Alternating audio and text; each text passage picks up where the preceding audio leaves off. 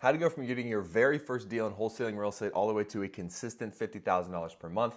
In this video, we're going to be going over every single thing you need to know to be able to get your very first deal spending no money all the way to a consistent $50,000 per month. This is going to be a long video. There's going to be timestamps in the description so you can be able to jump back and forth. And be sure to check out the timestamps to see which part applies to you. If you've already done your first deal, you don't necessarily need to watch the first part.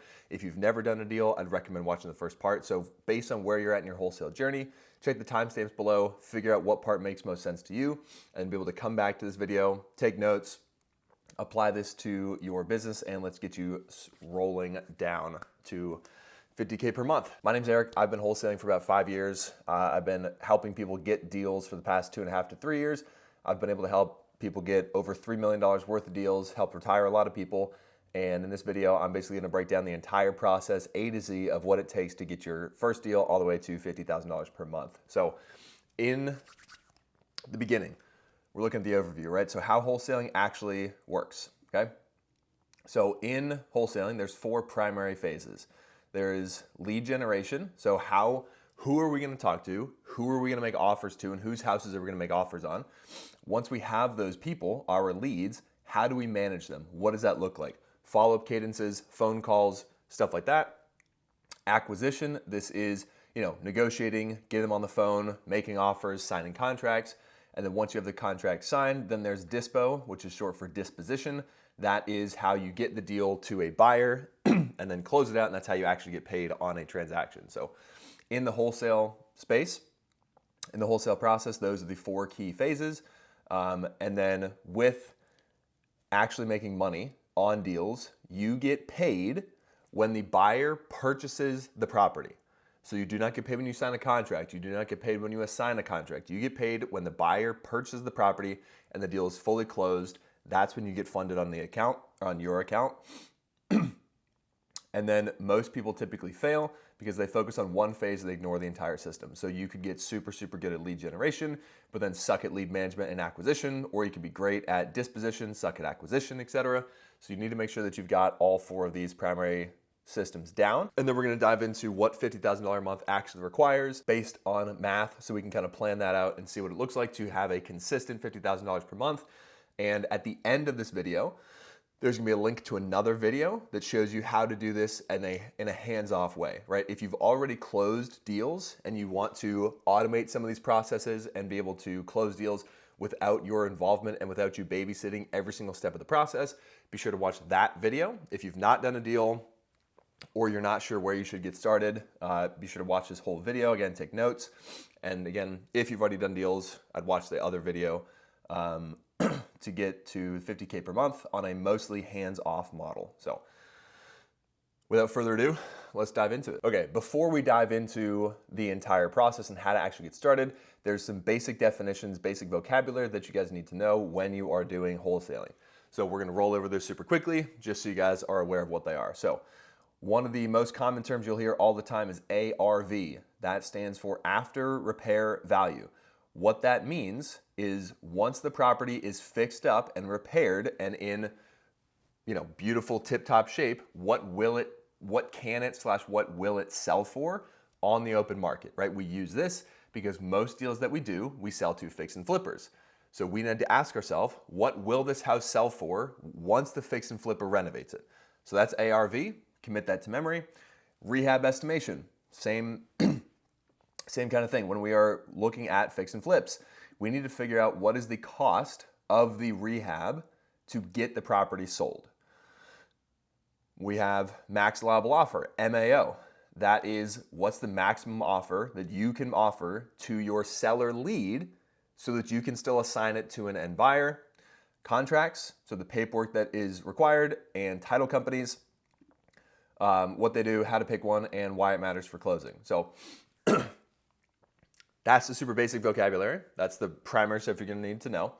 And when we are thinking of the overall wholesale process, right? So what needs to happen for you to actually get paid on a deal? So if we come back to these 4 phases, right? Step number 1, lead generation. So lead generation is we need to find people that want to sell their house and ideally want to sell them for a discount, because typically when we're wholesaling, we are dealing with homeowners that are in tight situations where a quick cash offer is the solve to that situation. Some examples could be they got a new job out of state and they need to move quickly. They're in a foreclosure, so the bank's going to take their house. They're going through a divorce and they want to sell the house. They're behind on their taxes and their house is going to get foreclosed on by the city, so they need to be able to sell the property to take care of the back taxes. Code violations, tenants move out. There's tons of different reasons as to why they'd want to sell. But so that is one of the first parts is we need to get the leads and we need to figure out why they want to sell. Because what happens is we'll go find, let's say there's a homeowner who's in pre-foreclosure and they're going to lose their house to the bank in 45 days. So they need to sell quickly. You're going to come in, you're going to make them an offer at your MAO, okay, so your max level offer or less. You're going to get a contract signed for this, for MAO or less. Then what we're going to do is we are then going to assign the rights and obligations of that purchase and sales agreement to an end buyer, to a fix and flipper. So we sign a purchase and sales agreement, a PSA, with the homeowner, with the seller, and then we assign that to the end buyer. So now the end buyer is going to be the one to actually purchase the property.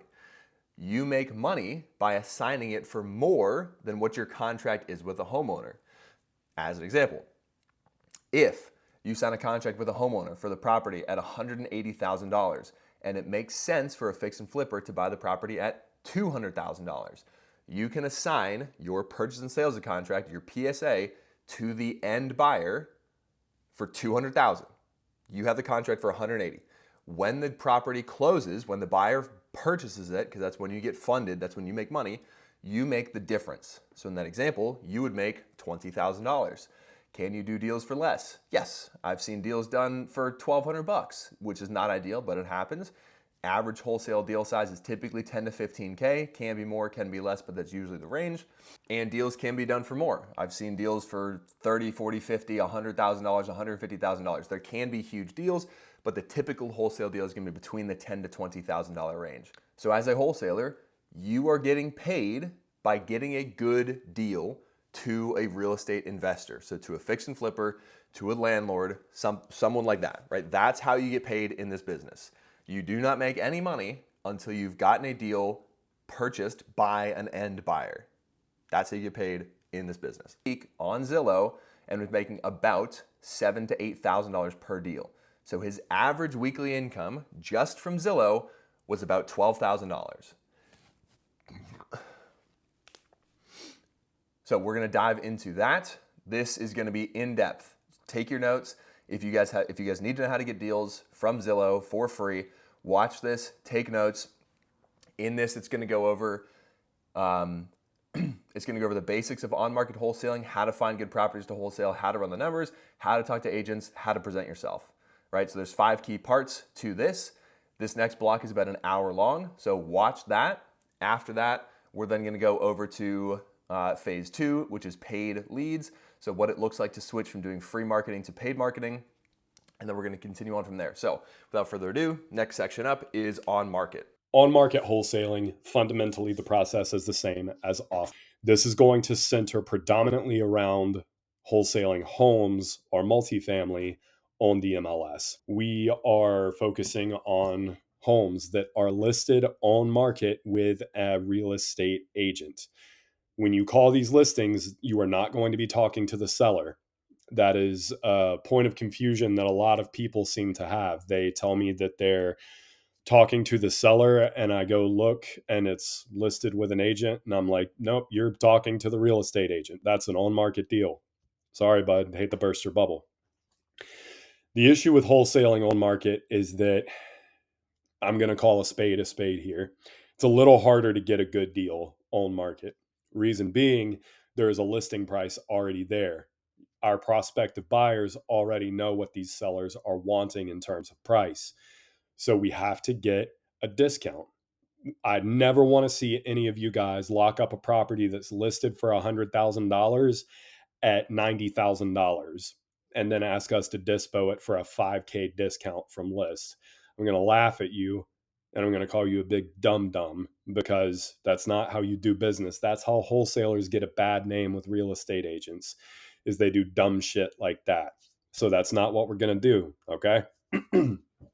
A lot of real estate agents cannot stand wholesalers because they do stuff like what I just described, locking up a property way too high, having to terminate. Then the next wholesaler comes around, they lock up the property way too high, then they have to terminate because they can't dispo. That's not what we're here to do, okay? A lot of people have this preconceived notion. You're going to hear this a lot on YouTube. You're going to hear this a lot from gurus on TikTok that say you cannot wholesale on the MLS. It's impossible to wholesale on market. That is an outright abject lie. That is 100% untrue. I think people say that so they can gatekeep what I believe is one of the easiest ways to wholesale if you are competent, if you know how to talk to agents and you know how to run your numbers, okay?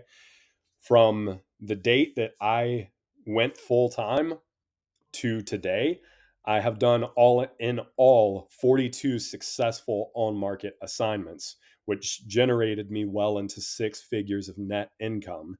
You can wholesale on market, and we're going to get in this video on how to talk to agents, how to handle scripting. We're not going to get into comping. We're not going to get into running rehab on this video or finding prospects. This video is to give you a high level overview of what wholesaling on market is like, what to expect, and how to talk to agents to make you set yourself apart from the riffraff, from the average everyday wholesaler. And we want to turn you into an elite producer that can go grab an on market deal in a day or so. One of our dispositions associates, Brady Sanborn, basically my brother, could not be more proud of that guy. He had a buyer with a workable offer in 2 hours for an on-market prospect here in Savannah, Georgia. It took him 2 hours to sell an on-market deal because it was priced very aggressively. That's why I get mad when I hear people say buyers don't want on-market deals. Yes, they do. Yes, they do. They want deals. It doesn't matter where the deal comes from. They want deals. They want to make money, and it's our job to bring them money, and we make money in the process. So let's dive into it. A lot of people that teach on market wholesaling tell you to, without saying it, to lie to the real estate agent, to pose as a buyer, to pose as an investor, to be this ambiguous figure that they're not really sure who they're talking to or what you do or what your purpose is. We don't do that. We get on the phone with a real estate agent. We say, "Hey, John, I'm calling about your listing on 234 Main Street. Is that still available?" It is? Okay, great. So I'm not going to take up too much of your time today. I just want to start this off on an honest note. I'm a wholesaler, and my buyers in the Savannah area are eagerly looking for more deals. They've been hitting me up over the past few days. They are getting desperate, man. They need some more deals ASAP. So I want to go ahead and get that out of the way. If I do get this under contract, it is going to be an assignment of contract. I'm not going to pitch you some stupid lowball offer without explaining why this number works. I'm also not looking to make $50,000 in an assignment fee. If I can make a few $1,000s on this for my time, because I'm here to get paid just like you're here to get paid, I'm happy. Obviously, your compensation is still on the table. You have a listing agreement with the seller. They're going to be paying your commission. That doesn't change whatsoever. I'm here to make your job easier and to bring my buyers some more deals. Have you worked with wholesalers before? Is that something you're even open to? Is that a point of discussion we can have? Obviously, you don't have to launch into that entire pitch. Let yourself breathe. Get some feedback from the agent. An agent is going to either at least be interested, love it, or be shut off to the idea because they've been burned by bad wholesalers in the past. Again, it's your job to set yourself apart from those bad wholesalers, okay? So what you're doing in this conversation is you're eliminating issues down the line. If you go into a deal and you're posing as the buyer in the situation, and then it comes time to assign the deal, there's going to be some eyebrows that get raised. Excuse me, I'm so sorry. They're going to be like, "Hey, thought you were buying this. Why are you assigning this? Are you a wholesaler?" And then you have to be like, "Yeah, I am." And then your trust with that agent is destroyed. If you go into this honestly and let them know your intention is to wholesale this property to an end buyer, you are not the end buyer. You are not looking to make an absurd fee on this deal. You are rather looking to get a deal done and feed your buyers that you already have in the area. You're setting yourself up on a different shelf of honesty with that real estate agent. Of course, you're going to have real estate agents that aren't super keen to the idea, that aren't excited about working with you, but you're going to have 5 times more agents that are very open to working with you because, in effect, we're doing their job for them and they're still getting paid. It's getting done quicker, it's getting done more efficiently. Everyone's happy in this scenario. They may not get the number that they want, but what they do get is peace of mind that this deal is going to be closed out of their hands and money in their pocket. One of the biggest things that you guys need to emphasize, and you can truthfully emphasize because we give you the markets to call in. We give you the markets where we have vetted, solidified cash buyers that we have done past transactions with. So you can let these real estate agents know, I have vetted buyers in this market that are looking for more deals right now. I'm not the kind of wholesaler that gets something under contract and goes and posts it on Facebook or LinkedIn or Facebook Marketplace or Reddit or any of the above. You can let them know with surety, confidence, and truthfulness that this deal is going to be marketed directly only to end buyers.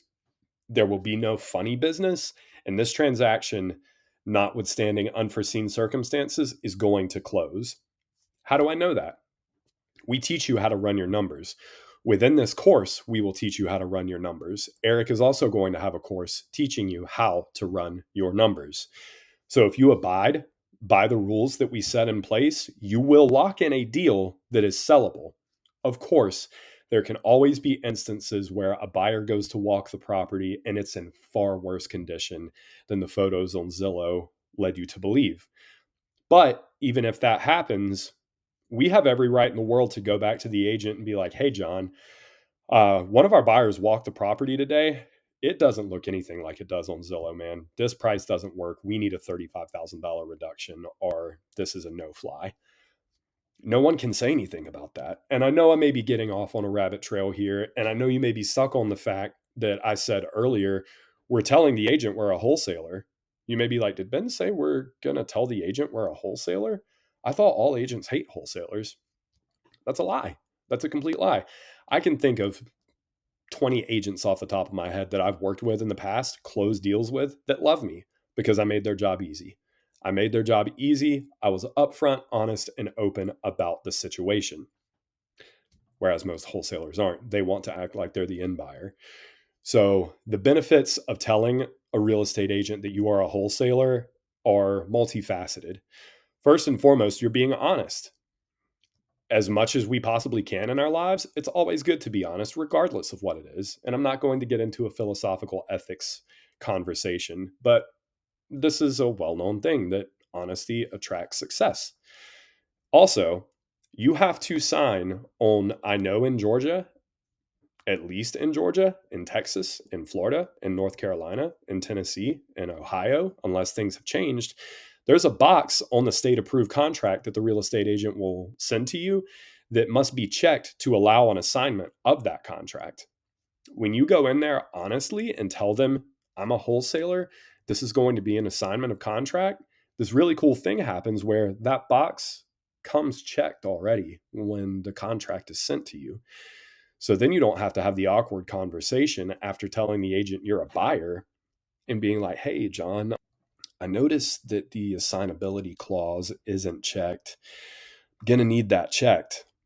And then the entire dynamic changes because the agent is like, oh, this guy's not buying it. He's assigning it, even though he told me he was the buyer.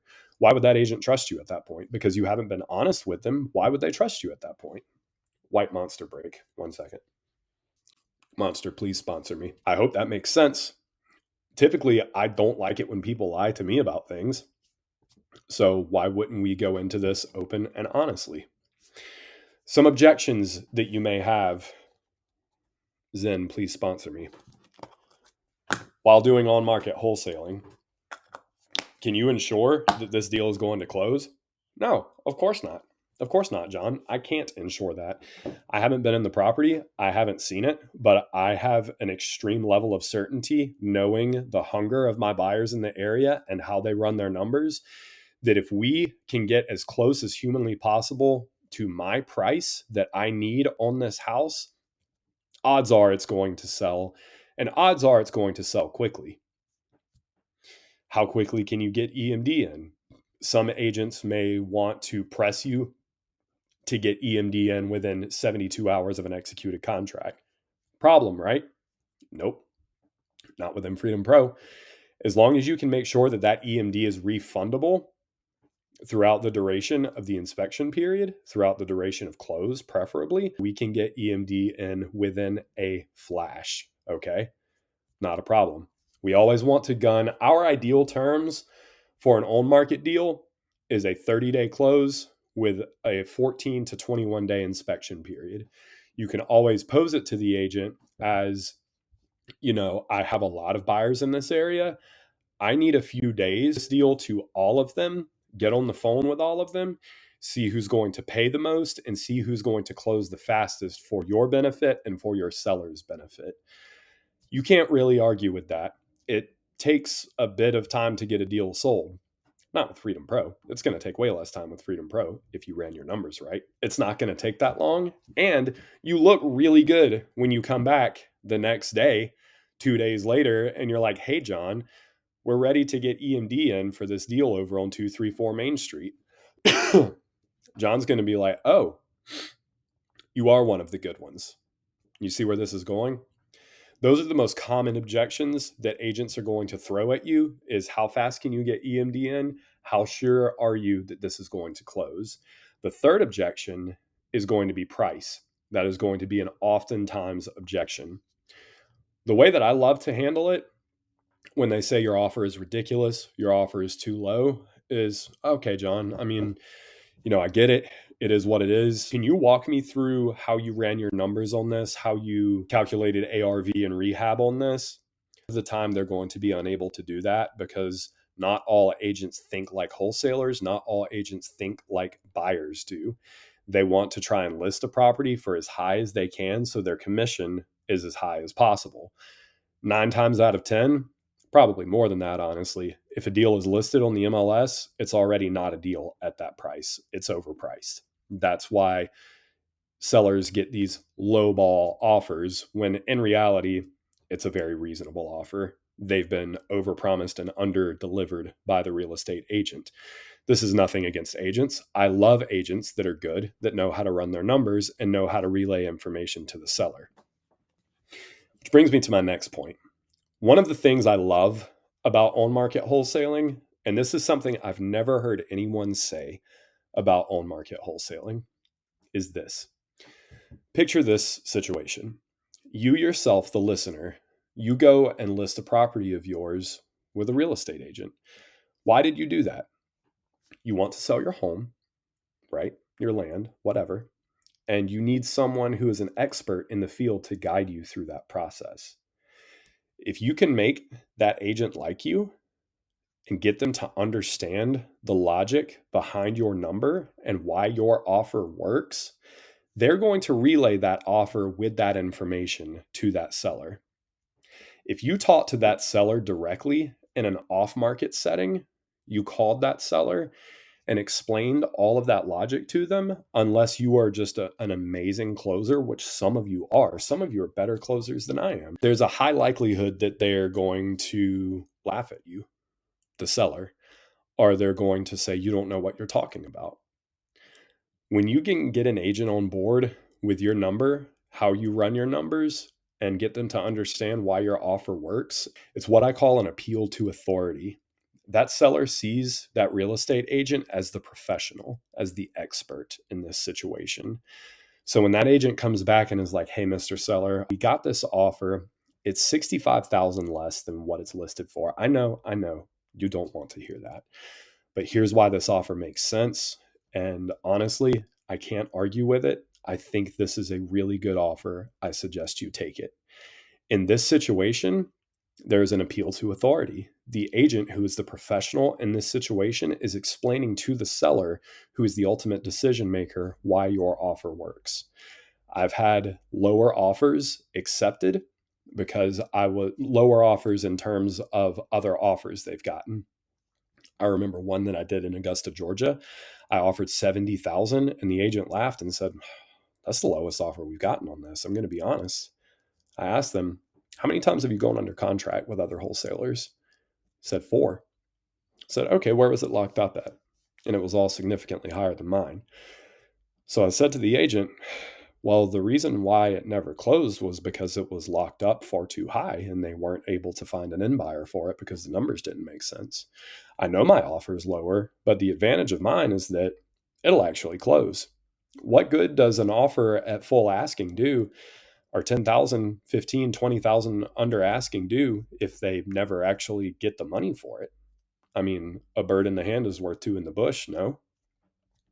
The agent said, "Huh, you know, you do have a point." I got the deal and I assigned it 2 days later and I made money on it. The gist of on market is psychology, getting the agent to like you. And I don't mean this in some dark psychology, gaslighting, manipulative sort of way. All of you in pro are great people. I consider you my friends, my family, and my business partners. You're not having to convince anyone of anything because you are a nice person. You are a likable person. You're not having to convince anyone of anything that you aren't because you are a good person. You are an honest person and you are trying to do business honestly and ethically. You just have to get that across the table, get them to understand where you're coming from. My entire philosophy, it's my homeschool education showing.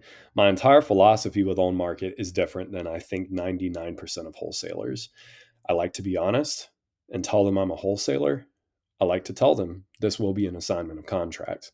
I like to be confident in my numbers so I can explain that to the agent so they can explain that to the seller.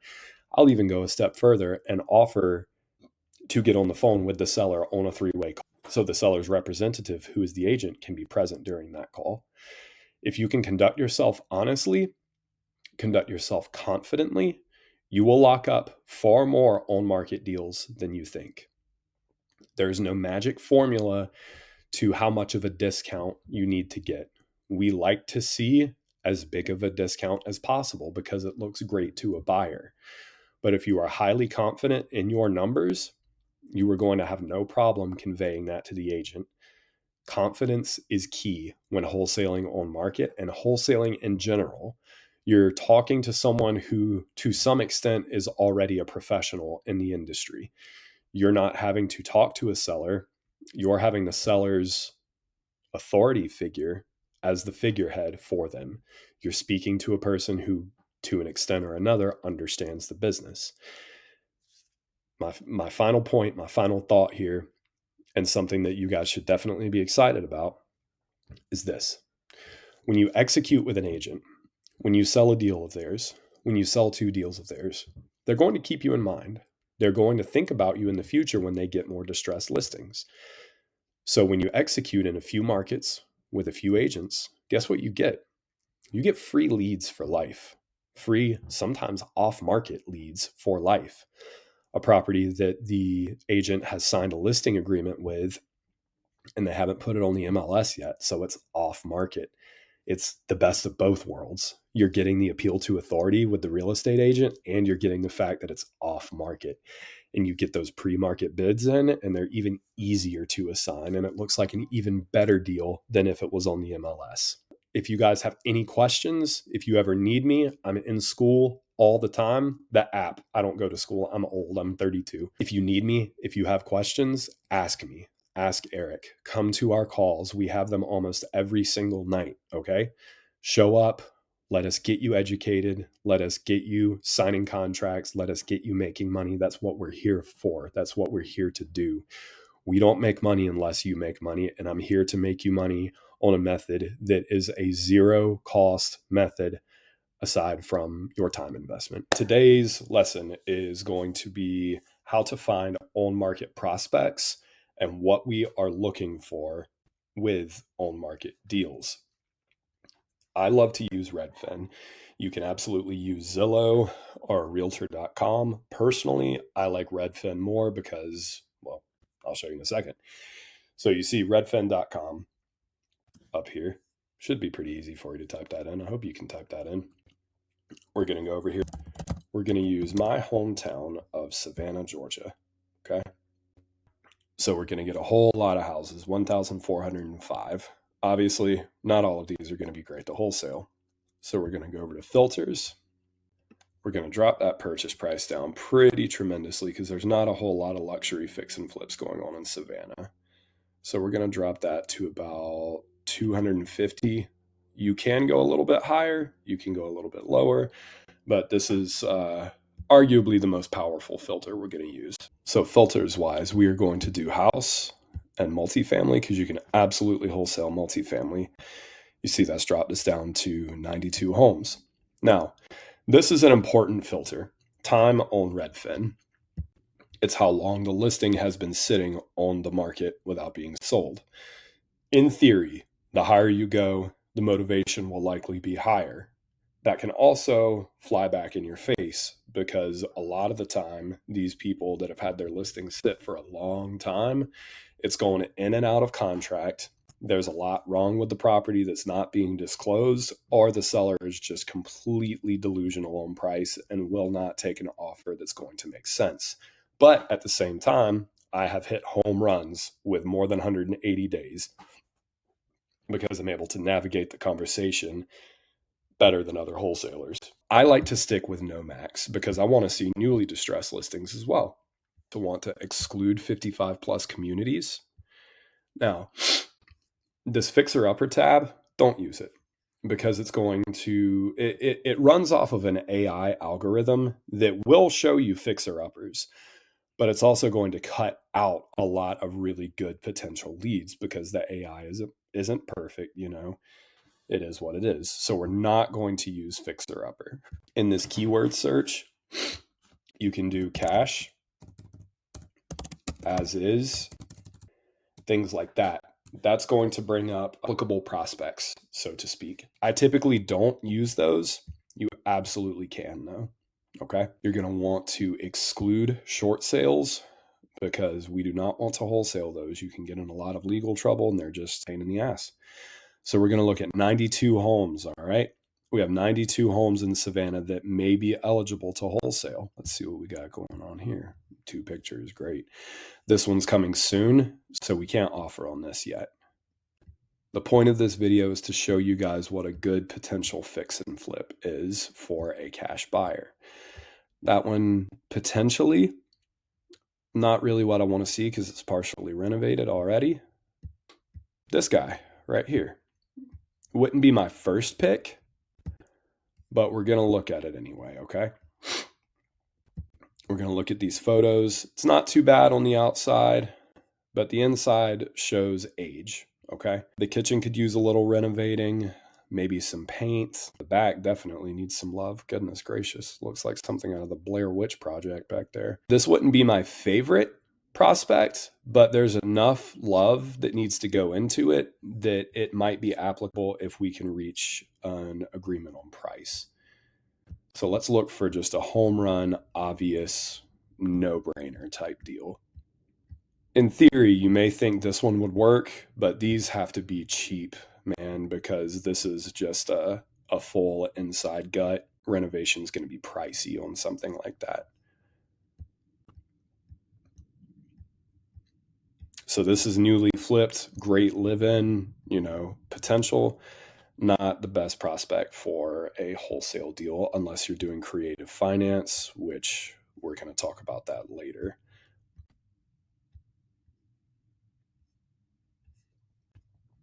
We're going to find one, guys, I promise. I like to try and find one that actually has pictures instead of just a couple of them.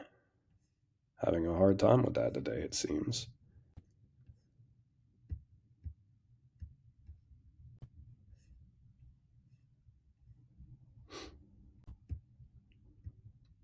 Here, this is perfect.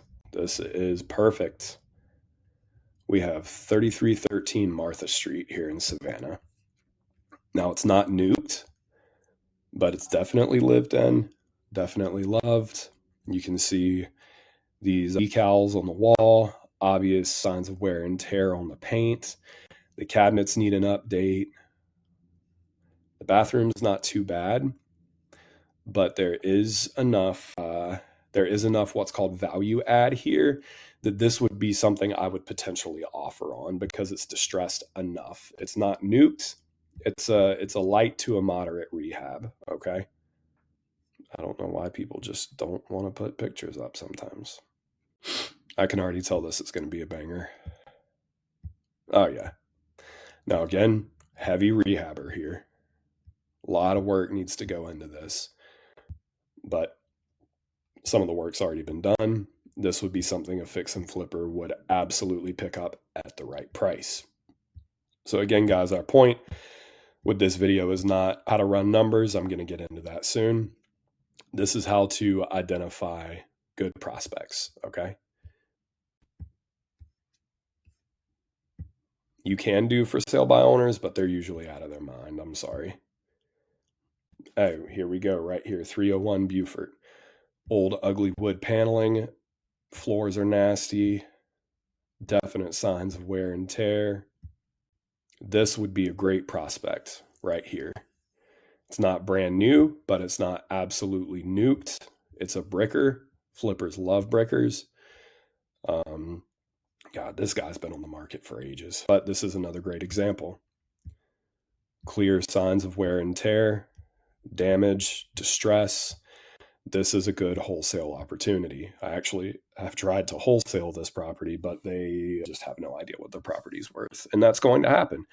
I had a buyer ready to go for this for weeks, and I just could not negotiate the price that I needed. Here's another banger right here. Let's check this guy out. Obvious signs of wear and tear. Doesn't look great. Definitely a project for a fix and flipper.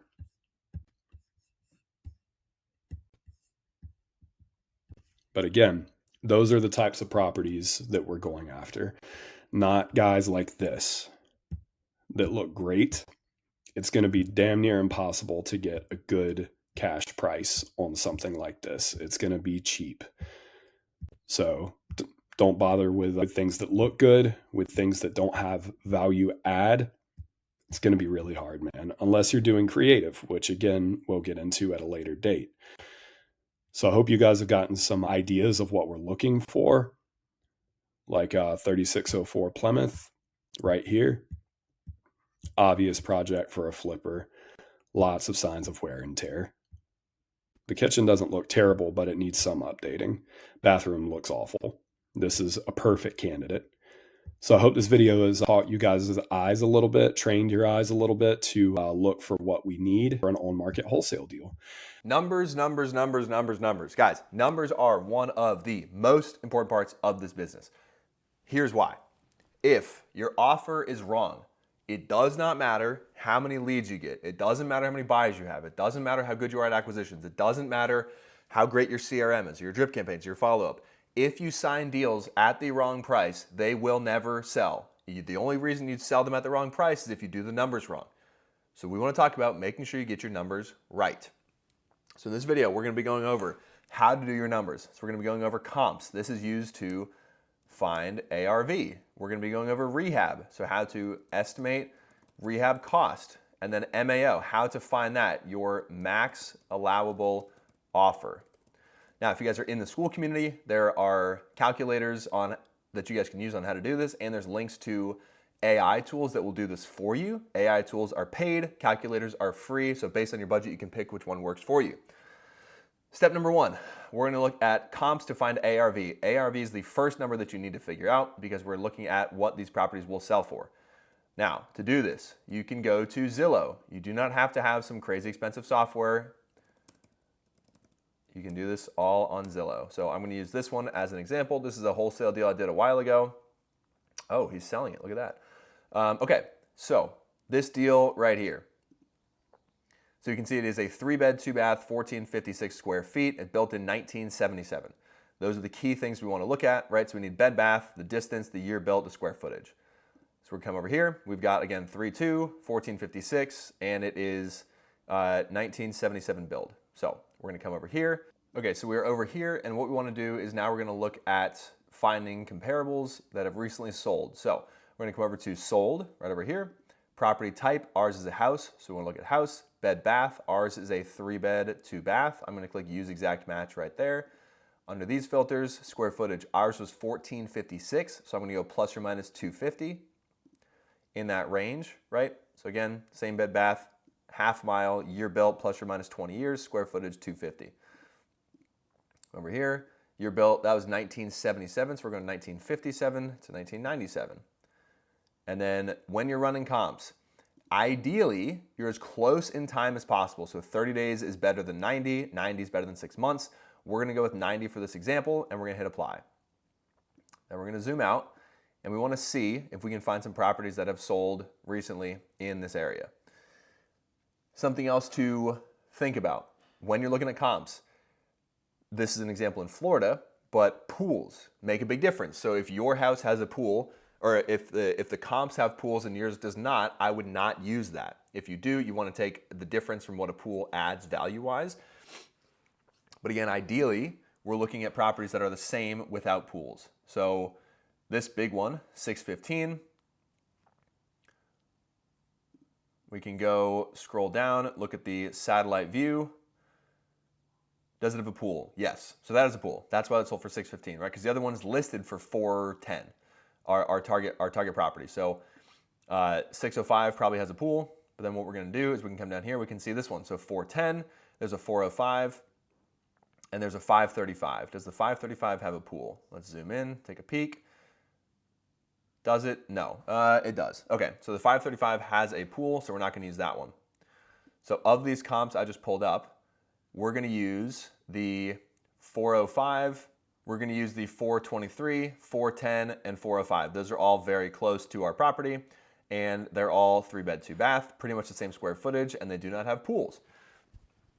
Now, what we're going to do is we need to average the price per square foot that they sold for. So right here, if we do some basic math, you can pull out a calculator and do this along with me. But you do 423,500 divided by 1265. That gives you $334. That is the price per square foot. So we have 334, and then we have 410 divided by 1358, which gives us 301. So we have 315, 301, and then we have 1447, or we have 405 divided by 1447, which gives us 280. So then we add those three up. We go 280 plus 301 plus 315 equals 896 divided by 3. So the average price per square foot of those three comps that match our property best is 298. Then we take 298, multiply it by the 1456 square footage of our property, and that gives us an ARV of 434,000, or 435 if we round up. So for the example on that one, we had comp 1, which was 314 per square foot. Comp 2 was 301 per square foot. Comp 3 was 280 per square foot. And then you add those three up, and you get 896, and then you divide by 3, which gives you the 298, that is the price per square foot, and then you need to multiply that, 298 times the square footage, which is 1456, which gives us this. This is our ARV, okay? That is how you figure out ARV, after repair value. That is what the property will resell for once it's fully fixed up. That's how you run comps. Then there's Rehab. Now there's a Rehab calculator in the community that you guys can use. There's also the AI Rehab estimate that you guys can use. When we're looking at this though, we're gonna go light, medium, and heavy. These are gonna be ballpark estimates, right? We're not gonna be a contractor. We're not gonna go get line item by line item the exact cost of every single thing that needs to go into it. We just wanna be in the general range and be pretty close, right? So for light rehabs, what's a light rehab? That needs floors/carpet, and paint. Medium is light plus kitchens and baths. Heavy is everything. Now, once we've figured out which one it is, right? When you're talking to the homeowner, when you're doing these fact-finding calls, you're going to be asking questions to figure out how much rehab's needed. So for this, we're going to go at $30 per square foot. For medium, we're going to go $45 per square foot. And for heavy, we're going to do $65 per square foot. Okay? So for our subject property, let's say that it needed a medium rehab. That would be $45 per square foot. So we have our ARV is $433. We need to figure out our rehab. So for rehab, all we do is we take the square footage, which is 1456, multiply that by whichever rehab it needs, 45K, times 45 equals, you can pull out the calculator, 1456 times 45 equals $65,520 for the rehab cost. Now, this does not include if major systems need to be updated. Major systems primarily consist of roof, HVAC, water heater. Okay, if it needs a new roof, you can add on 10K. If it needs a new HVAC system, you can add on 5K. If it needs a new water heater, you can add on 3K. So let's say the property needed a full medium rehab plus an HVAC. So if it needed that, that'd be the total rehab is the $65,520 plus $5,000 for the rehab, which would give us $70,525 in total rehab cost. So this is our rehab, this is our ARV. That's how we figure out both. Last thing we need to do is figure out our MAO, max allowable offer. So what is the max offer we can make to the homeowner so that we can still make money? Now with this, different markets vary, right? There's certain pockets of some markets like Macon, Georgia, Gary, Indiana, Jacksonville, Florida, where there's pockets that are rough areas. In those areas, sometimes they're called like war zones, super high crime, not a desirable place to live at all. Buyers will typically pay less in those markets. So if this house were in a war zone, buyers are gonna pay less than if it were in a nice neighborhood. Now this isn't a nice neighborhood. So the math we're gonna do is we're gonna do ARV times 0.7, 70%, minus repairs, minus your assignment fee, okay? Something I wanna point out. If we do ARV times 0.7 minus repairs, that equals our dispo price, meaning what a buyer will pay. So a buyer will pay ARV times 0.7 minus repairs. You, as the wholesaler, want to make money. So you're gonna do ARV times 0.7 minus repairs minus your assignment fee. So let's say we do minus our assignment fee. And what that's gonna look like is that's gonna be ARV, we have it 433K, times 0.7 minus 70,520 minus, let's say we want to make $15,000 on this deal.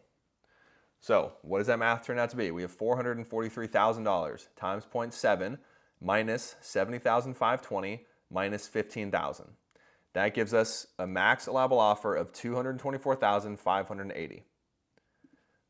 That means that for this property, 1531 Valencia Street, if it needed a medium rehab and an HVAC system, the ARV is $433,000, the rehab is $70,000, and we want to make $15,000. That means the max offer we can give to the seller is $224,580. Okay, if that did not make sense, rewatch what I just did. This is how you come up with your max allowable offer. Now, when you're negotiating, you'll typically want to start a little bit below that and be able to work your way up so you can have some negotiations. If you just throw out your max offer the first time, you have no room to go up without making your assignment fee smaller and smaller and smaller. Because ideally, you do not want to be putting all the work in to close a wholesale deal to make $500. You want to make $5, $10, $15, $20,000 per deal. The next part I want to dive into and explain to you guys is on this, the 0.7, right? So when we say we multiply by 0.7, why do we do that? So if we're taking the ARV, we're taking 30% off. So 30% of the ARV comes out initially. Now, what does that 30% consist of? That consists of the flipper's profit. That consists of holding costs. So holding costs would be like monthly taxes, interest on money that they're borrowing, utilities, etc. Right? So the stuff that the bills that they have to pay to own the property. It also takes into account the resale costs. So when a fix and flipper buys a property and then they go to sell it, when they sell the property, they have to pay money like agent commissions and sometimes closing costs to get the property sold. So that 30% takes all that into account. Now the calculator that we have in the school group breaks this all down for you, shows you guys the full breakdown of exactly what it is, what all the costs are, and gives you these numbers. But again, for rough back of the napkin math, this is how we want to figure out our max allowable offer and how to run numbers to determine the ARV, determine the rehab estimate, and determine our max allowable offer. On-market domination has now been covered. You guys now know exactly how to find good deals on Zillow, reach out to the agents, make the offers, run your numbers, present yourself, etc., and get contracts signed with real estate agents. Once we have tackled that, which we've now done, we're going to move over to phase 2, which is paid leads. Paid leads, what this means is we are going to spend money to have homeowners raise their hand and say, I want to sell my house. Those homeowners then get sent to you. That is a paid lead. If you guys have watched other YouTube or other wholesale content, you might hear the word lead and you think pull a list from somewhere like PropStream, Batch Leads, Privy, PropWire, whatever it is, pull a list of 10,000 people in pre-foreclosure and cold call them. Those are not leads. Those are prospects.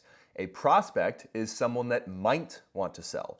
A lead is someone that does want to sell. When you hear about paid leads, we're talking about people that already want to sell. They already raised their hand. They already opted in. They filled out a form. They responded to a cold call. They responded to a text message. They responded to direct mail. They did whatever they did to get back to the ad or the outreach to then say, yes, I do in fact want to sell my house. Okay? The two main ways for paid lead generation is PPL. This is pay per lead.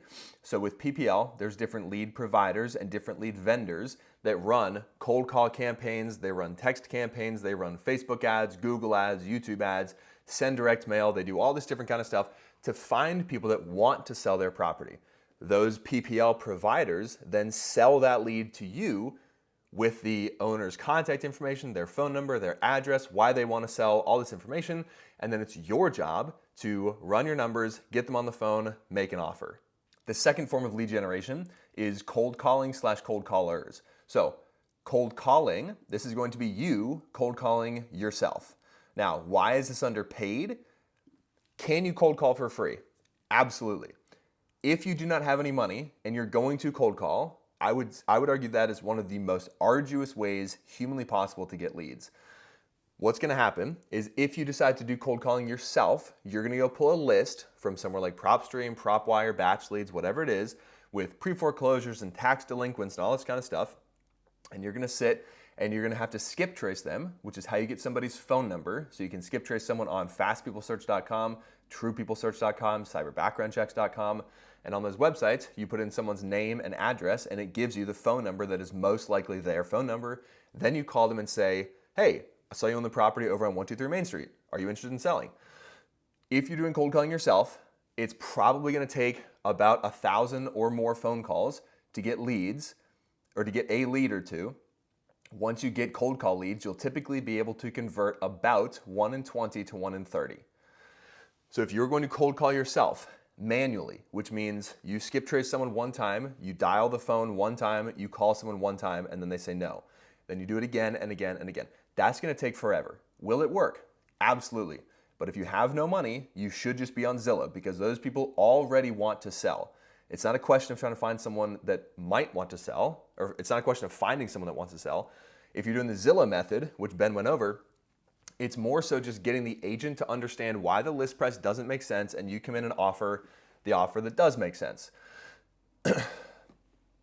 If you do not go pay per lead, you can go with cold callers.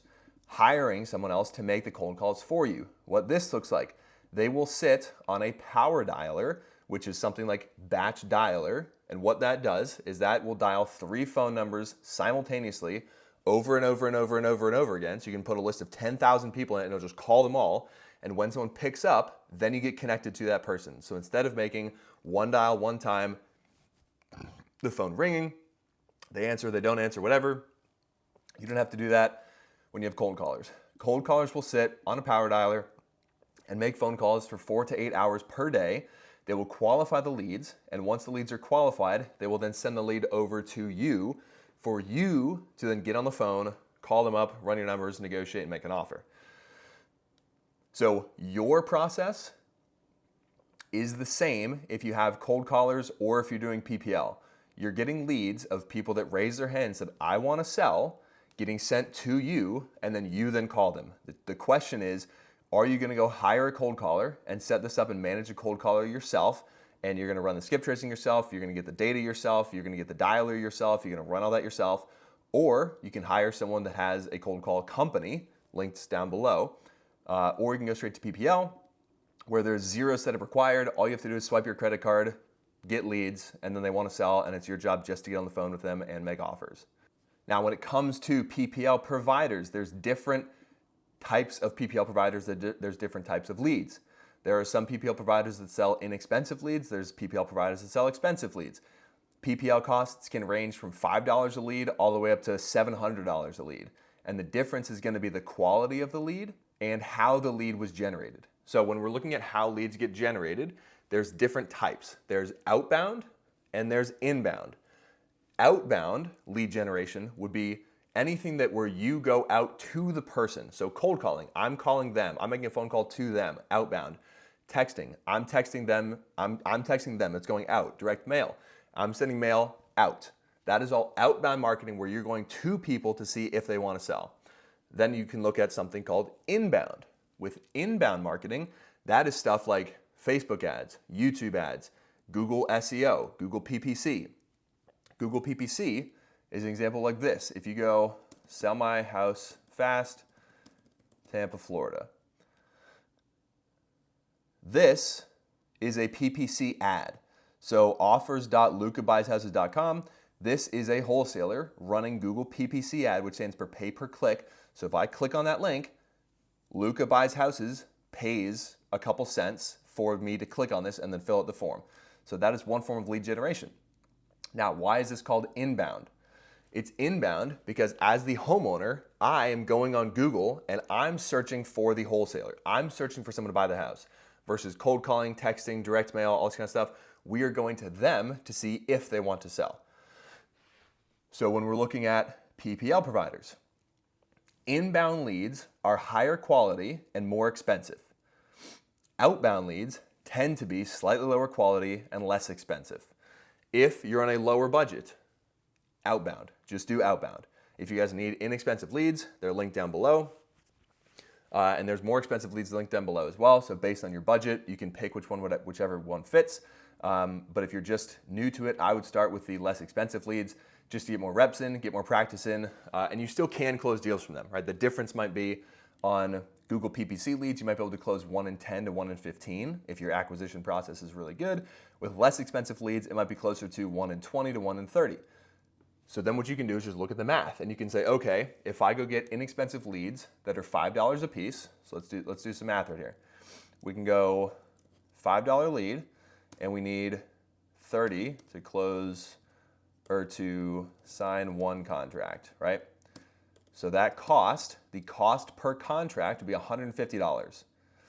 If we're doing PPC, and PPC, let's say the cost per lead is $100, and you close 1 in 10, your cost per contract is $1,000. So you basically have to spend $1,000 to sign 1 contract with PPC in this example. But you only have to reach out to 10 people. So then the question is, would you rather spend time or would you rather spend money? If you're super dialed in with your process and you know you can close, you know you're good at this, you know you can sell deals, that's where PPC makes sense. That's where you can spend more, so there's less time to get the contract. Versus if you're not super dialed in and you have more time than money, that's where going with less expensive leads makes more sense, because you just need more at-bats. You need more chances to be able to get an offer out and sign a contract, right? Over here, there's only 10, you only get 10 chances and you're at $1,000. Over here, you get 30 chances and you only spend $150. So you could spend, you could spend $1,000 on these and get 200 at-bats. You could get 200 chances for the same cost as these ones. So this is where looking at your time and your budget helps you delineate between the two on which one you should go with. Again, if you have not done a ton of deals, if you're not super confident in your ability to close, if you're not super good at your sales process, if you do not have a very locked in disposition process, I would go with less expensive leads. If you've been doing deals, if you've been running laps and you're just trying to get more better deals, that's where PPC makes sense. So it's kind of a sliding scale, right? You start with free if you have no money. Then you can move over to inexpensive leads. Then you can move over to slightly more expensive, slightly more expensive, slightly more expensive, and just increase your quality of lead.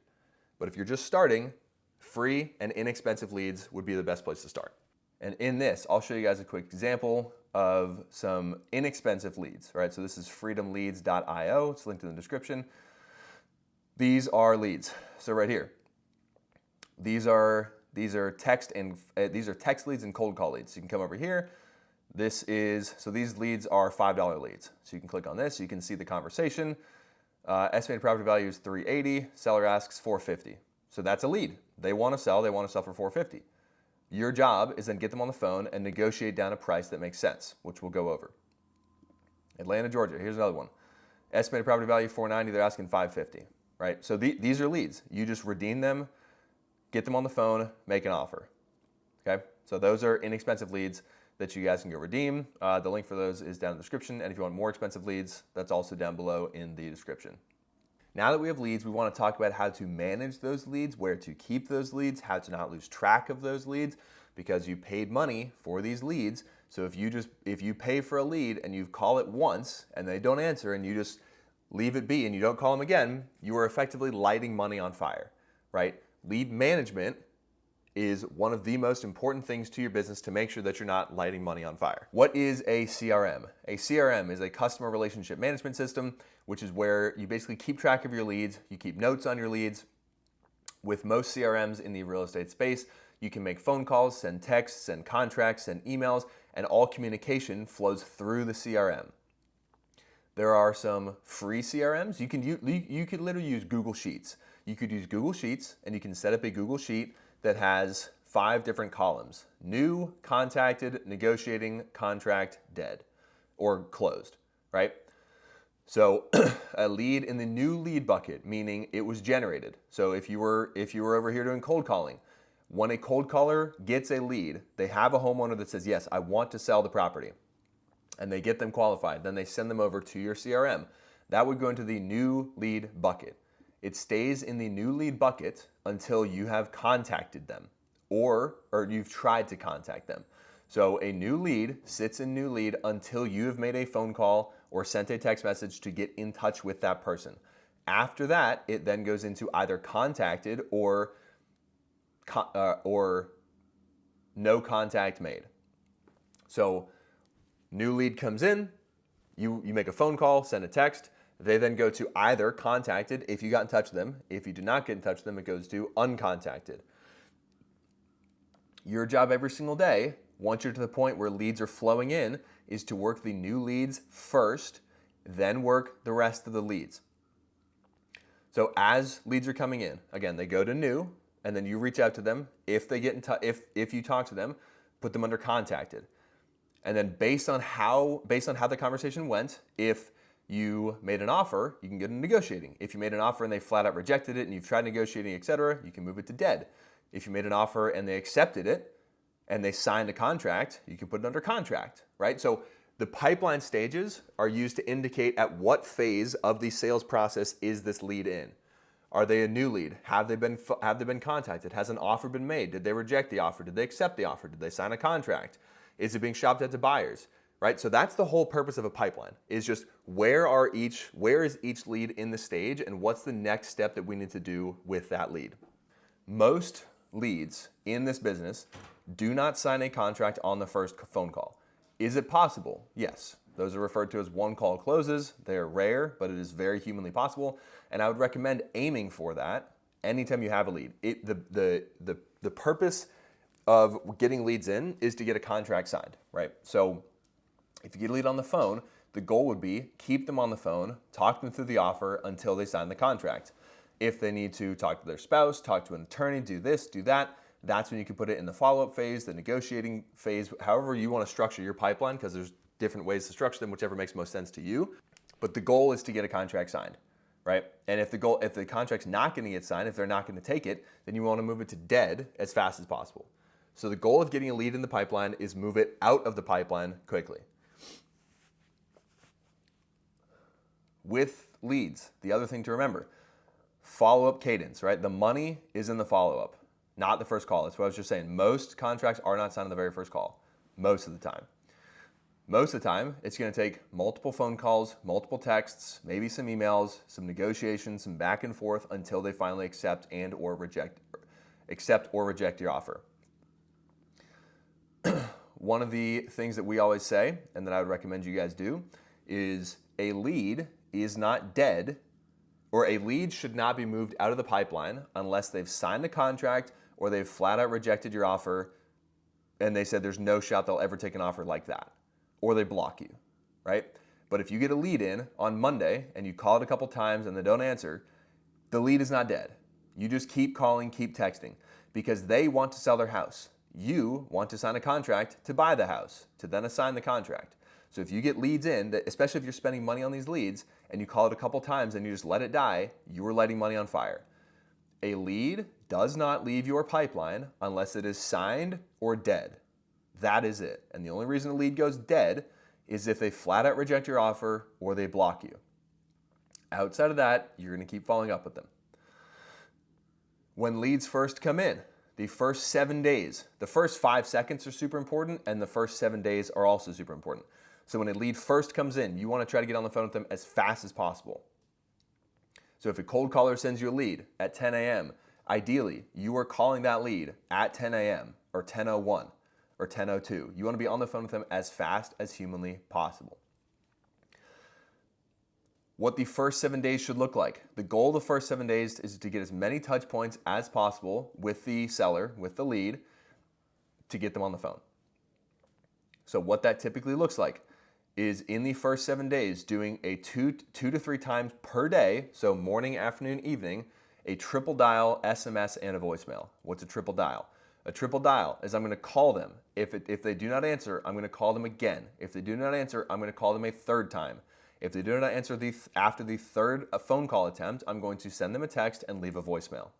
I'm going to do that every single day for the first 7 days up until I get them on the phone. Once I'm on the phone, this follow-up cadence stops, because the purpose of this intense follow-up cadence is to get them on the phone after the first time the lead has been generated. So again, cold caller generates the lead, PPL provider sends the lead over to your tool, over to your CRM, whichever way you guys decide to get leads in. Once they come in, they go through the first 7 day sequence up until you get them on the phone. Once they're on the phone, you then have the conversation.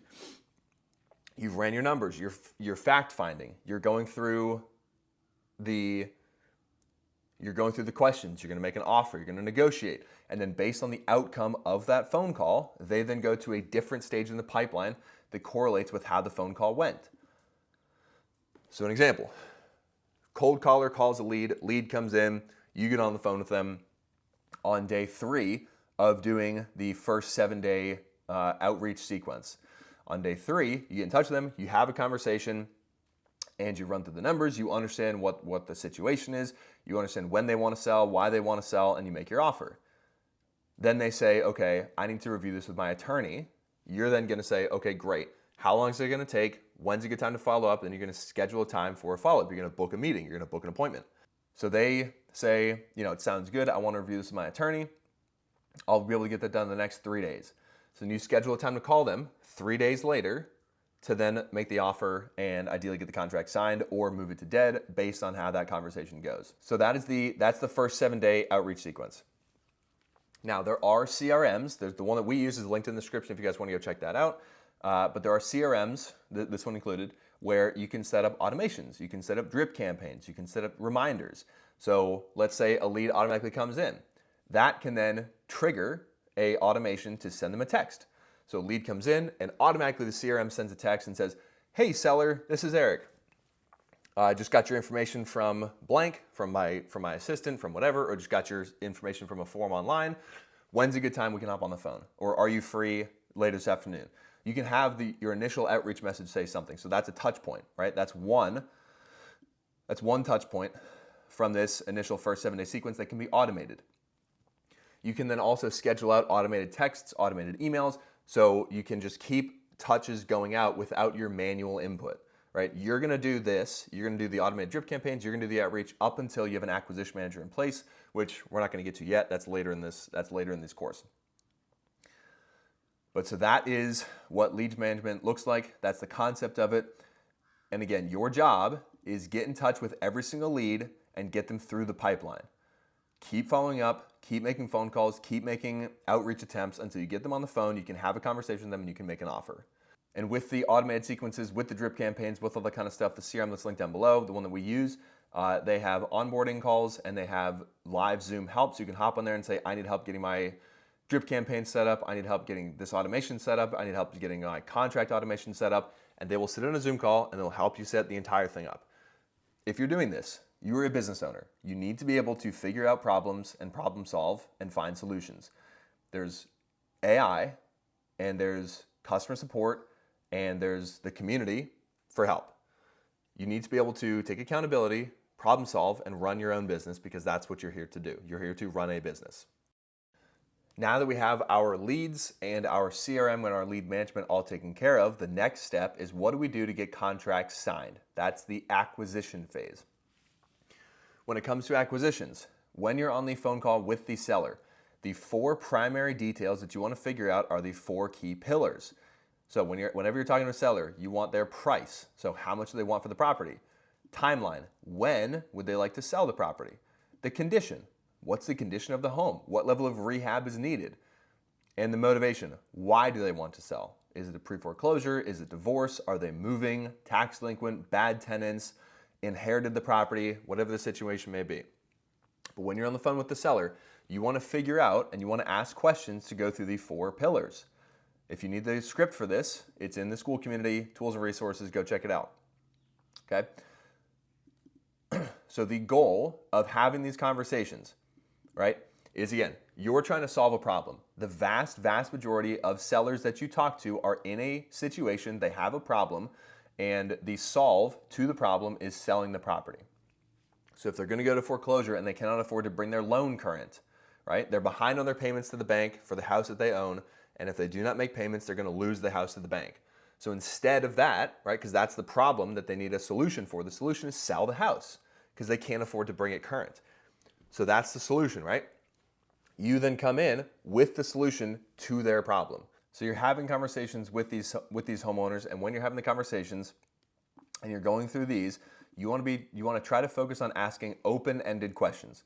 So open-ended questions do not result in a yes or no. They result in a long-winded answer. So an example of a open-ended question would be, what's got you considering selling the property? That would be a motivation question, right? So what's got you considering selling the property is not yes or no. What's got you considering selling the property is, it's been a rental property and the tenants have been getting behind on their payments and they're not keeping very good shape of the property, and we just got a notice of code violation and I live 1,000 miles away and I can't deal with it. I don't want to deal with this headache anymore. Blah, blah, blah. They're going to keep going, right? They're going to spill all the reasons as to why they want to sell to you, right? And so what you're doing during this, you are fact finding, you're asking questions that you can then use when you're presenting your offer. So you ask questions on why they want to sell, the condition of the property, the timeline, etc. And then you can use those to outline why your offer solves their problem and solves those issues. So there's tenants in place, they're not taking good care of it. We just got notice of code violation because the tenants aren't mowing the lawn, etc. You can then come in and say, okay, what I can do is I can come in and I can offer you X. We can do a 30-day closing. The tenants can stay in place. We'll take care of getting the code violation fixed. We'll take care of X, Y, Z. And that's why the price is the way it is, because you're then taking on the burden. You're taking on those problems and you're going to solve the problems for that person instead of them solving the problem. Now, could the homeowner solve all those problems themselves? Could they kick the tenants out? Could they get the lawn taken care of? Could they do this? Could they list it on the open market and could they make more money? Absolutely. But they don't want to. What you're effectively offering is ease and convenience. Think of it like a cell phone, right? If you ever get a cell phone and you want to go get a new cell phone, there's two ways to do it. You can either take your current cell phone, list it on Facebook Marketplace, eBay, do whatever. You could have bidding wars, and you could try and make an extra $100 or $200 when you sell the phone. Or you could just go to the cell phone store and trade it in an upgrade. You get less money, but it's easier. It's speed and convenience. That's why people do that. Same with a lot of things in life, right? Grocery stores. Grocery stores, you're paying for speed and convenience. You could grow your own food. You could raise your own cattle. You could have your own chickens and get your own eggs. But that's not quick, it's not convenient, it's not easy. So people pay more to avoid doing the work or to avoid the problems or avoid the issues. Same thing with this. Can homeowners get more money by listing on the open market? Absolutely. 10 times out of 10, they're going to get more by putting the property on Zillow. But there's typically pain points and reasons, motivations, as to why they do not want to do that. So your job is to figure out why they would not want to do that and then how your offer aligns with solving those problems for that person.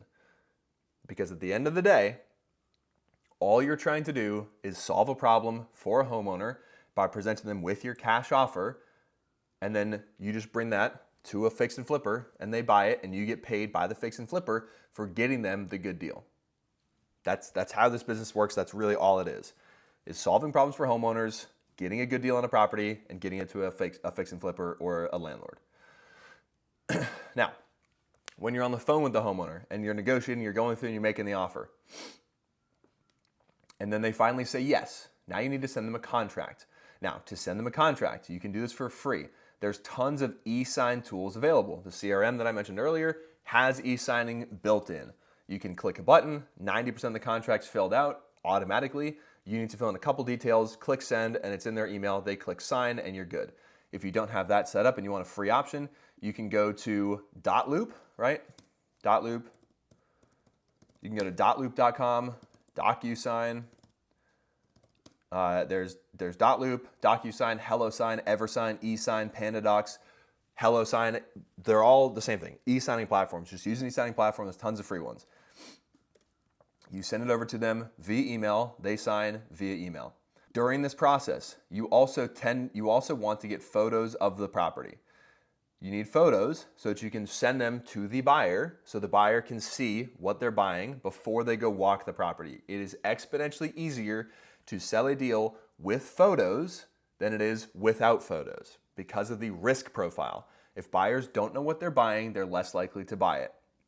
And buyers get sent deals all the time. So if buyers get sent a deal with an address and a price and no other information, they're probably not going to want to spend time because there's a lot of unknown variables and they could put more time into deals where there are less unknown variables. So an example, let's go over here, right? So we're talking about when we're going to sell a deal.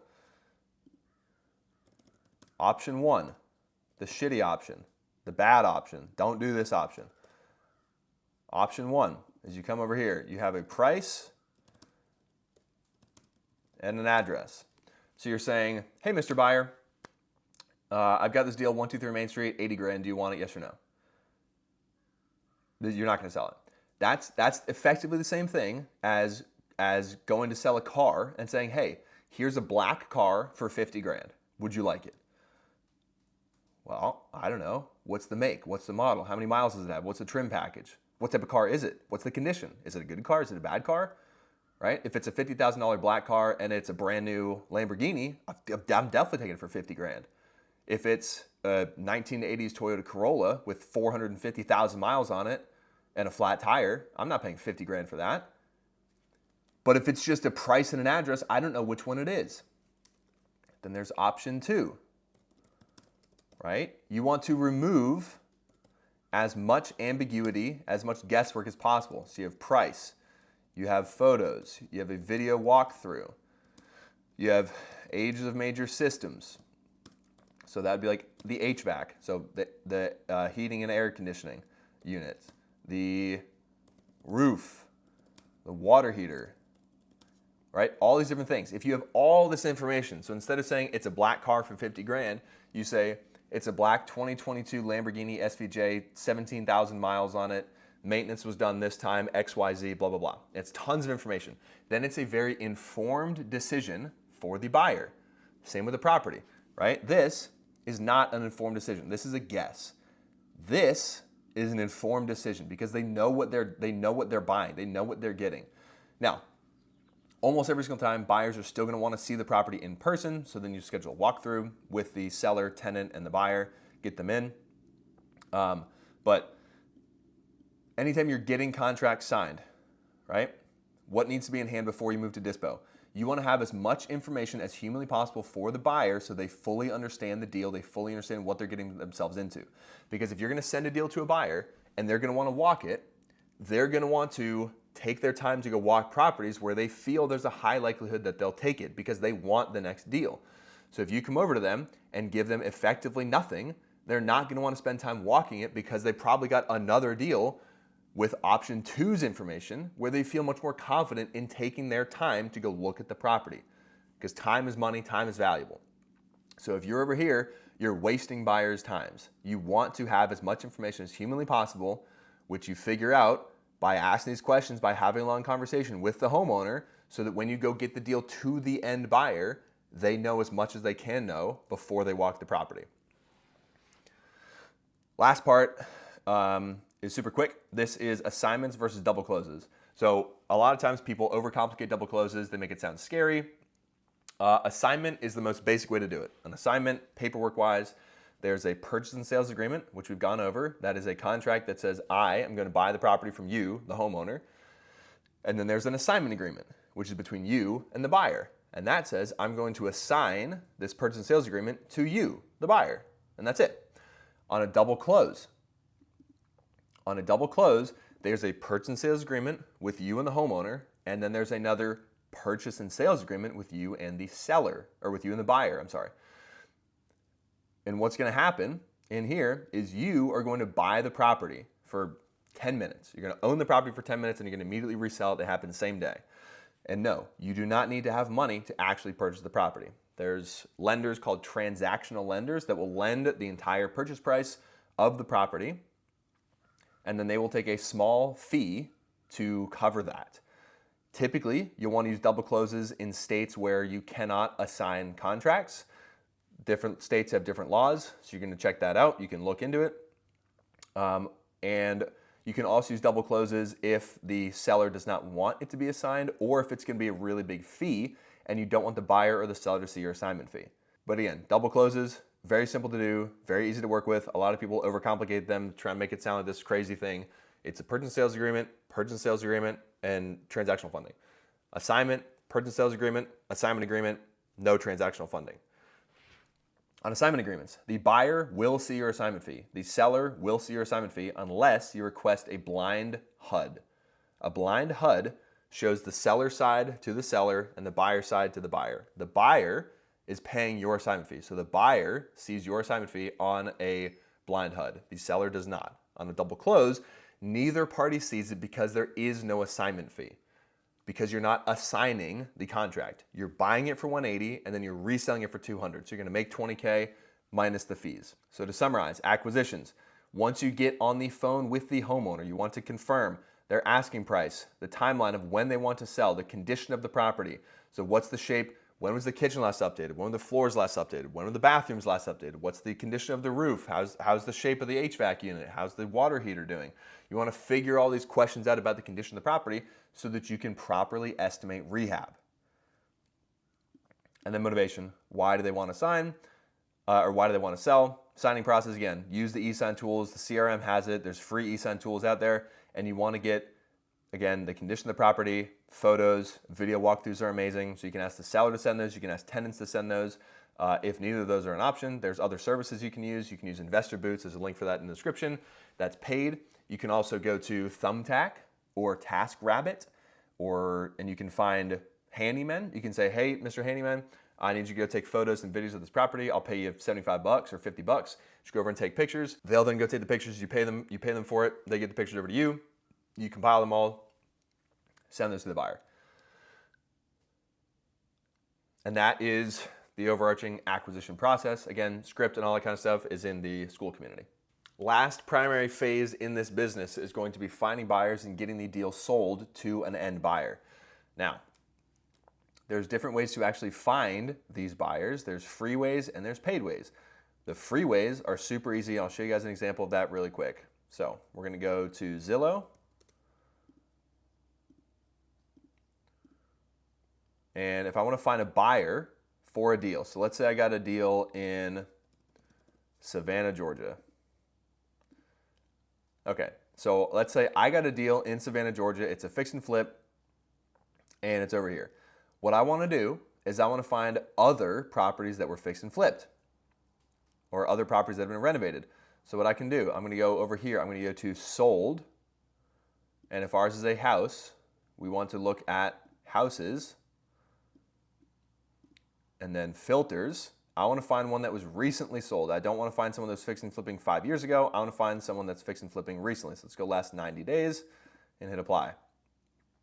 I'm then going to go sort high to low because typically higher priced properties are the ones that have been renovated. So let's say mine's right over here near this one for $445. We can see based on these pictures, this is a renovated property, right? You can see it looks brand new. It looks great. We can click on it. And I bet the description is going to say newly renovated. Beautifully renovated. There you go. That's a fix and flip. Okay. So to find the buyer, a couple things you can do. The easiest way to do it, call this agent, listed by, right here. There's their phone number. You call Sabrina and you say, hey Sabrina, this is Eric. I was reaching out about the listing you just sold over there on Durain Avenue. I saw that's a fix and flip. Do you know if the person that fixed and flipped it or the person that renovated it and sold it is looking for another project in the area? If they say yes, perfect. You say, okay, great. I source off-market deals for fix and flippers. I'm wondering if I could send this one over to you to have you present it to the buyer, or if you could put me in touch with the buyer. Some agents put you in touch with buyers, other agents do not, because they would rather get their commission and then rather get their commission from the buyer by selling it to the buyer. The other option is you can go to PropWire, PropStream, Batch Leads, Privy, the county website, anything like that. And you can see who bought and sold the property. So you go to PropStream, you go to transaction history, and it shows right there. Same with Batch Leads, same with PropStream, same with PropWire. It shows who bought and sold it. Then once you have that person's contact information, you can go to cyberbackgroundchecks.com, truepeoplesearch.com, fastpeoplesearch.com, and you can skip trace that person, which again is how to find their phone number, and then call them up. And you say, hey, I saw you just fix this property over there on East Durain Avenue. I've got another deal over in the 31406 zip code. Are you looking for more flips in the area? If they say yes, say perfect. I've got all this information, which you gathered up here, right? You have all this information, and then you just send it over to the buyer and see what they say. Now, the paid ways to find buyers in the CRM that I talked about, there's a spot where you can literally just click cash buyers and it skip traces all the buyers for you, has their phone numbers, has the property addresses, everything ready for you. So instead of having to go on Zillow and find them and then skip trace them and reach out to them or find the agent, the CRM just provides it. And you can literally just click cash buyer. It shows you all the cash buyers in the area. You can call them up and see if they want to buy the property. Now, if you're in the community or you're working the leads, you can also have us do this part, right? We already have the buyers. We already have the title companies. We already have this all mapped out. You can just submit the deal to us and we'll handle it. We'll get it sold for you. We'll also be able to underwrite the deal for you to make sure that it is a good deal, because the last thing you want to do is go sign a contract on a bad deal, right? The numbers are too high, and then spend all your time trying to shop this deal out to not have it get sold because it's not a good deal. So now you're wasting a ton of time. So instead of wasting all that time, I would say just have us sell it for you and have us underwrite it for you once it's signed. In addition to that, if you're just getting into this and you have not done a ton of deals, it's better to just get really good at one part of this business instead of trying to master all of it. So if you're just getting into this and you're trying to do some deals, just JV. Just have us sell the deal for you. Get really good at getting contracts. Get that super nailed down. and go close 5, 10, 15, 20 deals with us, and then start looking for buyers, and then start trying to do your own deals and do the entire thing. But trying to go from lead generation to lead management to acquisition to disposition all by yourself when you're first getting started is a lot to tackle. There's a lot of places and areas that can get messed up. There's a lot of nuance that goes into different parts of this that's hard to go over in a video like this because it's a lot of case-by-case stuff.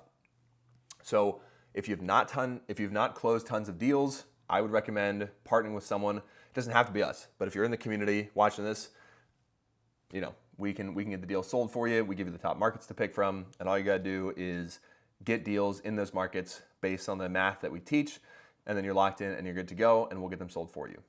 Now that we've gone over the entire process from lead generation, on market, paid leads, lead management, acquisition, finding buyers, all that kind of stuff. Now let's summarize it into getting to the 50K per month, which again, if you wanna see how we do this in a hands-off way, watch the video after this, and we'll show you how to do that without you doing every single part of the process and having a lot of it automated. However, for you to do most of this by yourself, this is what it's gonna look like. So, if you wanna get to $50,000 per month, the average deal size we'll say is 10 to 15K.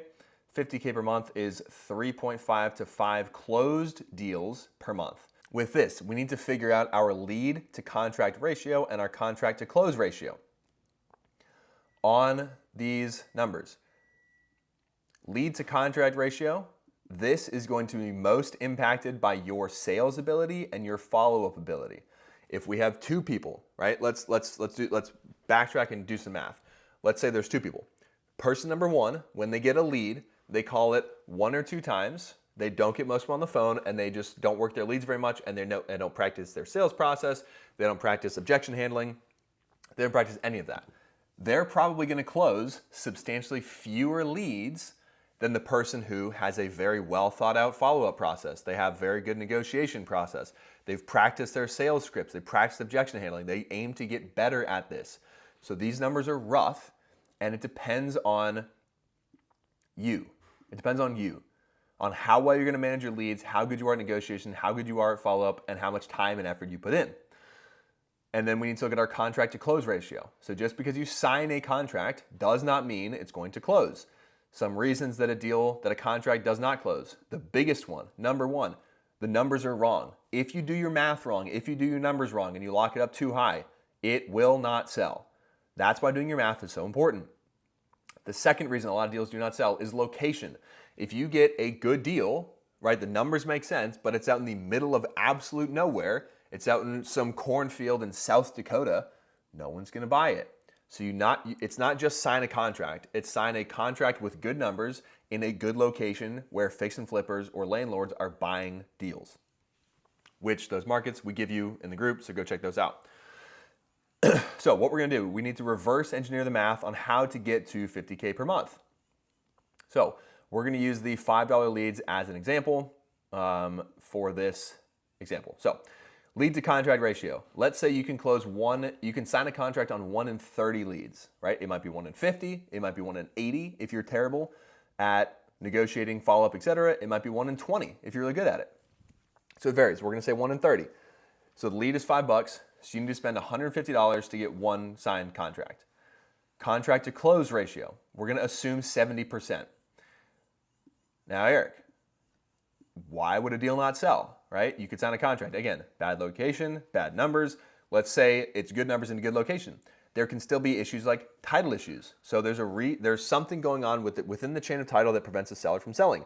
Or there's an unforeseen lien that pops up, or this pops up, or that pops up, and that changes the dynamics of the deal. Or there's information that was not disclosed. That can change the condition of the deal. Like if there's an HOA, if there's this, if there's that, if it's in a historic district. Certain things can mess up deals, so just assume 30% of contracts you sign will not close. It might be more, it might be less, but we're just gonna use 30% for this example. So if we wanna get 5 deals, we're gonna use $10,000 per deal assignment fee that you make. If we wanna make 50K, we need to get 5, and assuming 70% close, that means we need to get 7.143 contracts per month. We're gonna round that up to 8 contracts. You need to get 8 contracts a month, which is 2 contracts a week. So you need 30 leads to a contract, so you need 240 leads for the month. So that means in a week, you need to be working through 60 leads. So that means you need to spend $1,200 to get 240 leads, to get 8 signed contracts, to have 5 close. Because on average, 3 of them ish are going to fall out. So that is what the math looks like to get to 50K per month. Now again, this assumes you're doing all of the work. This assumes you're managing the lead generation. So you're the one getting the leads, you're the one paying for the leads. This assumes you're doing lead management. This assumes you're doing acquisitions. This assumes you're doing dispositions. This assumes you're doing every single part of the entire business, which is a lot. This is a lot to manage for one person. Can you do it? 100%, absolutely. I've seen it done. I've seen it happen time and time again. But you're going to be working a lot of hours. The goal here is then to say, okay, how do I do 50K a month consistently without me needing to do every single part of the process? That's where the hands-off video comes in. So if you guys want to go check that out, that's a good video for you. Now, if you have not ever done a deal, the hands-off video probably doesn't make sense. You can still watch it, just see how it works. But again, if you've not done a deal, I probably would not watch that video yet. Let's get you some deals closed first, and then you can watch that video. But this is the math. This is pretty much what it looks like. And again, these are all averages, right? So the 1 in 30 is an average. 70% is an average. 10K deal is an average. Could you close deals for 25K and only need 2? Sure. Could you get deals that are 5K and you need 10? Yes. Could you need more leads because you're not good at negotiating? Yes. So there's a lot of nuance to this. This is not set in stone. This is not fact, but this can happen. All you need to be able to do is close 5 deals at 10K to get to 50K per month, which is 600K per year. Now again, I mentioned Ben earlier in the on-market portion of this. Ben did $642,000 in 7 months. 300 of that came from Zillow. So Ben made $300,000 by calling agents on Zillow and making offers. $300,000 in 7 months. He's averaging 500 to 600K a year on Zillow. Granted, he was working 12 to 16-hour days because Zillow is a very time-consuming way to do this, which is why we talk about going from Zillow to paid leads to then eventually hiring people, which is where the hands-off video comes into play. But just getting to 50K per month, you can do this from Zillow, 1,000%. It's just going to take time. So when you're thinking about scaling your company, you can think about, do I want to put in more time or do I want to put in more money? Eventually, time becomes a limiting factor. Eventually, you cannot put in more time. You can't work more than X amount of hours in a day, more than X amount of hours in a week. So eventually, you need to start looking at hiring and automating different parts of this process or partnering up, right? So an easy way to think about this, or one way that you could kind of automate some of this is we're looking at lead generation, right? So lead generation, you go to paid leads. So now lead generation is automated and leads just flow straight into your CRM, ready to sell. Then you get a lead manager. The lead manager's job is to do, wait for it, the lead management. Whoa! So a lead manager, their sole job in your company is to call the leads, qualify them, and book an appointment or do a live transfer. So booking an appointment, so the lead manager is going to sit in your CRM, make phone calls to all the leads, get all the information, and then either book an appointment. So they're going to say, okay, great, my manager is going to give you a call at this day on this time. Or they do a live transfer where they've gotten all the information and they say, okay, great, I'm going to transfer you over to my manager real quick and he'll be able to go over numbers with you. And then they transfer to you. You sit there and then accept the phone call. And you're like, hey, this is Eric. Yeah, you were just talking with Samantha or whatever. And all the notes that Samantha has are in your CRM. Or if it's an appointment, Samantha takes all those notes, puts them in the CRM so then when you go to call the lead for the booked appointment, you have all the information ready to go. And then it's just negotiating and making the offer. So hiring a lead manager is one good way to automate the lead management process, which outside of lead generation, lead management also takes a ton of time. So you can have leads coming in and then a lead manager, you are doing acquisition, so you're on the phone closing, and then you can partner with someone like us on Dispo. So then all you're doing is closing. That's all you have to do. You just have to call, you just have to get on the appointments and close sellers. And then the hands-off video that I've referenced a couple times, that's when we talk about placing an acquisition manager. So then you get to step out of doing everything, and you have the leads automated, and you have the acquisition manager working the leads, getting contracts accepted for you, and then us doing Dispo. So your job is to manage the closer. And then you can manage 2 closers and manage 3 closers and go from there. And you can eventually scale this up to 100K plus per month. But if we're just talking about getting to 50K as a one-man band, this is the math. This is what it looks like. And this is what you guys need to be doing to be able to close and make $50K per month.